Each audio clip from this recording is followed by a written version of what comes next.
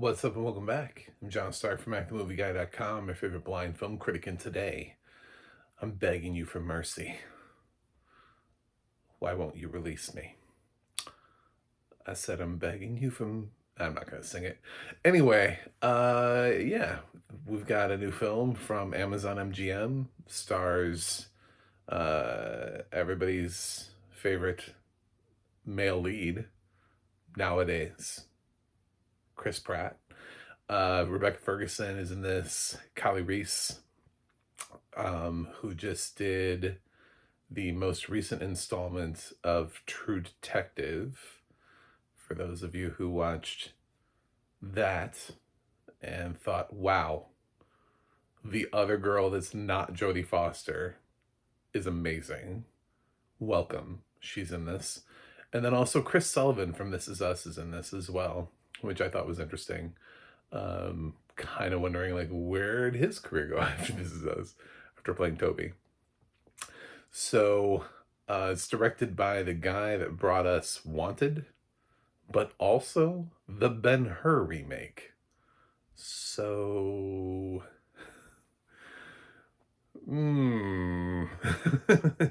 which one? Although I don't think they gave him nearly the budget that they did for the Ben-Hur remake, which somebody thought was a good idea. So, Mercy is an AI thriller.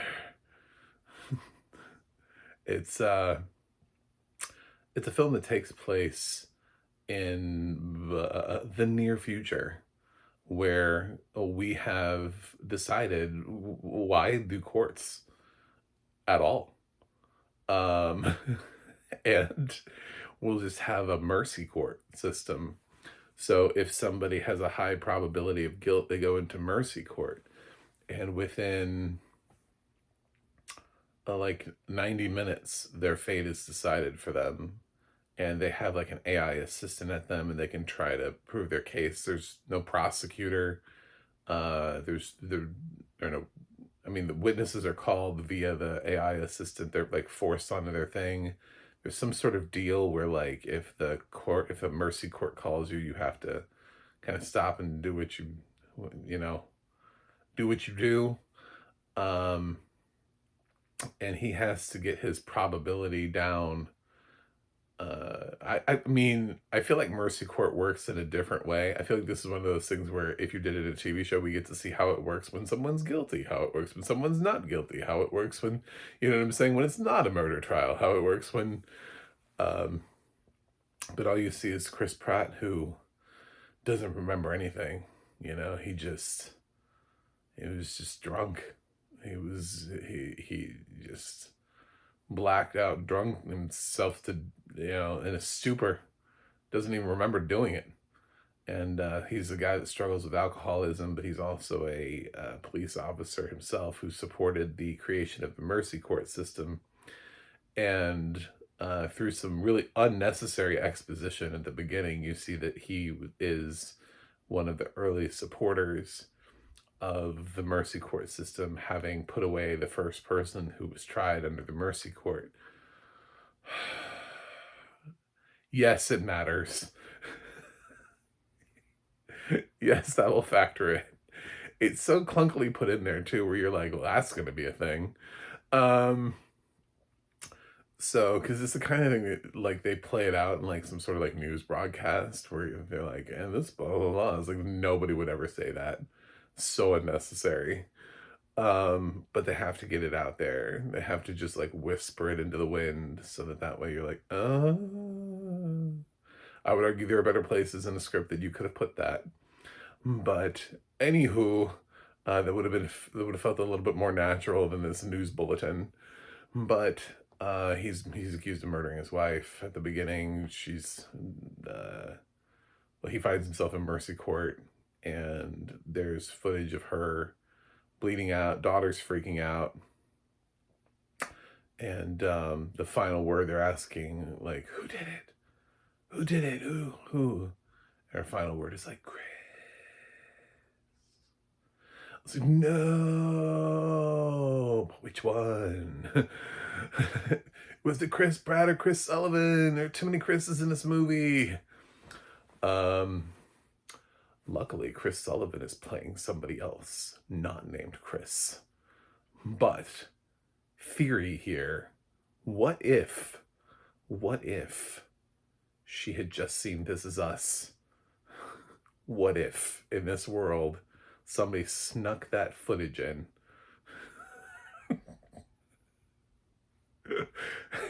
Anyway, I'm being stupid. um, I didn't like Mercy at first, and then I did. Like, towards the end, I was like, all right, you're finally doing something with the film. The whole first part of the movie feels like like a better version of like what they could have done with Ice Cube War of the Worlds, you know, like a pandemic thriller where we're like setting it in like a limited location. Chris Pratt's in like one room talking to an AI, and you're like, ah, they could have pulled this off during the pandemic. This would have been fine. Um, and most of what he interacts with is sending Callie Reese, who plays his partner, running around out there, you know, trying to like track down and save in the last 90 minutes or whatever. In this 90 minutes, try to get all the information. Also at the behest of the Mercy Court. The Mercy Court's like, would you please? And tracking down various leads. He starts off with like a really high probability and like freakishly high, by the way. Like, and I thought what was really funny with it too is as he finds things that should decrease his probability by like more than what they do, um, it doesn't decrease it by much. Do you know what I'm saying? Like I like to get into a little bit of spoilers. He finds out that there was like someone else inside the house, right? And he clocks enough information, enough circumstantial evidence to prove someone was in the house and that there was someone who was in the bushes. He got like a motion detector sense thing, and he got someone who took the time to hide in the trunk of someone else's car so they could sneak out. And it's just, and then like the probability for him drops like 0.4%. And I'm like, the I'm sorry, but I'm sorry, but not guilty people don't just like hide in other people's homes and then sneak out of them and then hide in other people's trunks so they can be carried away from the crime scene.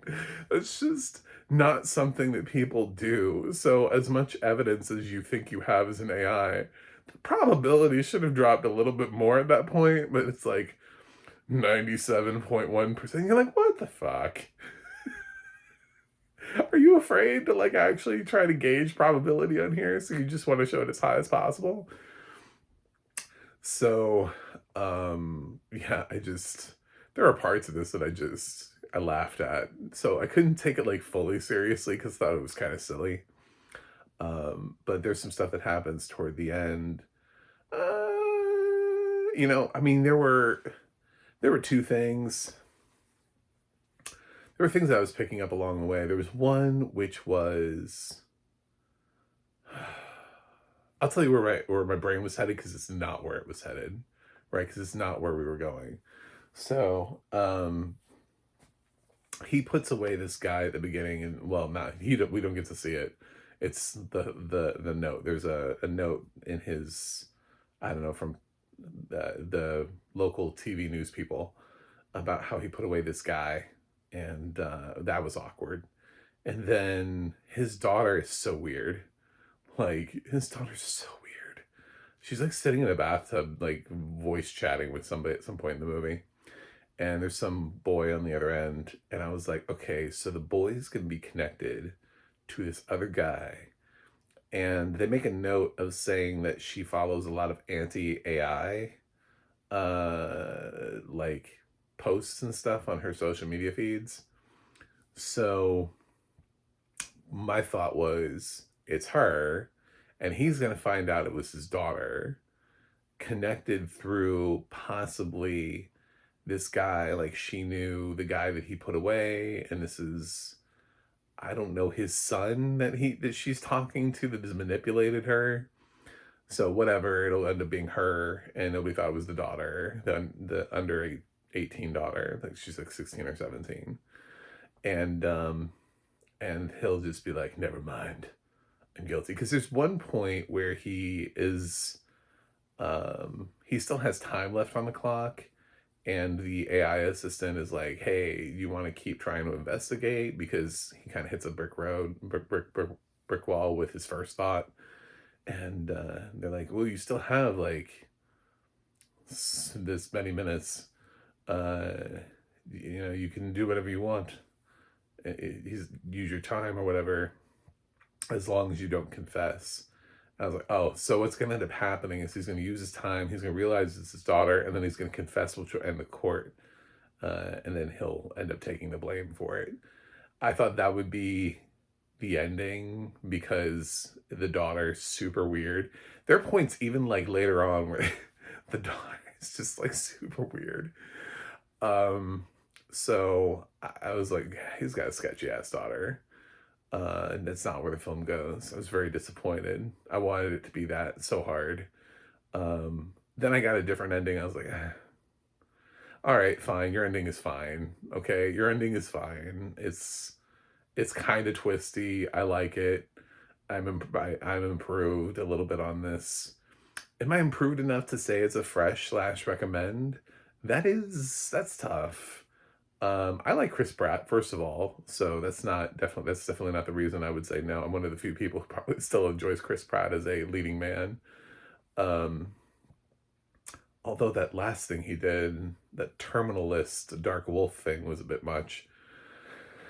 uh, but um, I don't know. Uh, I mean, I like Rebecca. I think she's great. I don't think she does much here. I thought Callie Reese did more in True Detective Night Country. Chris Sullivan does more in This Is Us. So I mean, like they all have better performances out there. Even Chris Pratt has had better performances before. He's pretty much just emoting in a room by himself to some AI, but he's doing a better job of it than Ice Cube did in War of the Worlds. So already we have on the upswing. Ironically, both Amazon MGM movies. You know what I'm saying? Like both of these came out from the same studio. I was like, what is up with you guys putting people in rooms and having them shout at computers?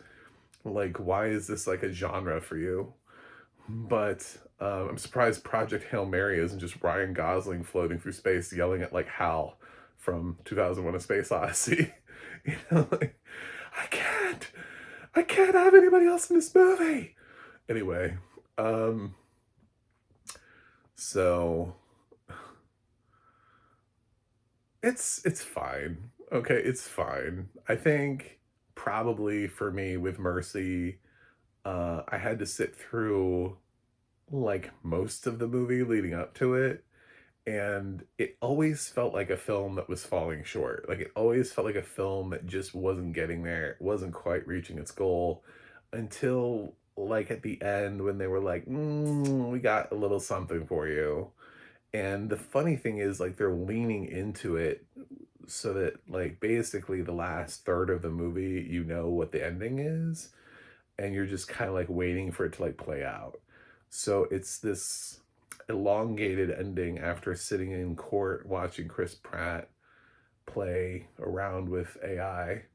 And it's like it saves the film and moves it up so it's a higher rotten for me, but I don't know that I can go fresh. Um, there's not much here. The audio description was fine. It wasn't really like mind blowing. I had questions sometimes about how the Mercy Court was working in the room, and just like a description of the general environment from the beginning. This is sort of what I was talking about with it would have been cooler to see this used in a greater length in like a limited series, how you explain the Mercy Court, you see it how it's used in other formats, because it is just sort of like this is the Mercy Court, but this is the Mercy Court within the confines of this film. So you don't really get a full understanding of what this crazy ass concept is. So I didn't get the audio description because Amazon just wants me to watch another movie. I can't watch the credits. They're like, no, no credits for you, because if we lose your attention for even a second, uh, my God. It's like, first of all, I don't necessarily always want to just pound movies back to back, like I have other things I need to do with my life. Second of all, sometimes your second movie choice for me is bizarre, trying to connect one movie to another. If you liked Mercy, you might like The Smurfs. It's like, no. What? Anyway, um, so I'm gonna go rotten on this one.